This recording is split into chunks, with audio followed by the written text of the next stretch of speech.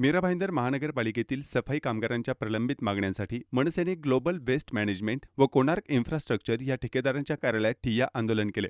कामगारांना नियुक्तीपत्र, ओळखपत्र, ग्रॅज्युटी, सुट्टीचा पगार आणि ESIC या सुविधा मिळत नसल्यानं हे आंदोलन करण्यात आले.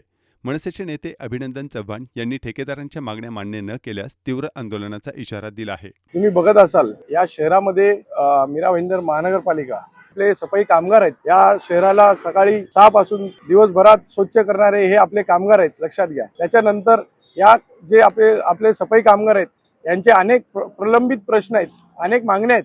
त्या ठेकेदारांनी आजपर्यंत फक्त करतो जे आश्वासनं दिली आहेत, पण त्यांनी कोणत्याही मागण्या मान्य केल्या नाही. कामगारांना नियुक्तीपत्र नाहीये, ID कार्ड नाहीये. जर त्यांना कोणत्याही एखाद्या शासकीय कार्यालयात जायचं असेल किंवा रुग्णालयात जायचं असेल तर त्यांना ID कार्ड विचारला जातो. त्यावेळेस त्या कर्मचाऱ्याकडे ID कार्ड नसतो, त्यामुळे त्यांना प्रॉब्लेम येतो. त्यावेळेस त्याचे उपचार होत नाही. अनेक लोकांना स्वतःचे पैसे देऊन उपचार करावा लागतो. परमनंट कामगार आहे त्यांना दुसऱ्याच दिवशी त्यांना सर्व त्यांचे पैसे, ग्रॅज्युटीचे पैसे वगैरे, सेवेचे पैसे असतील ते ताबडतोब दुसऱ्याच दिवशी देण्यात येतो. मग हा दुष्भाव का?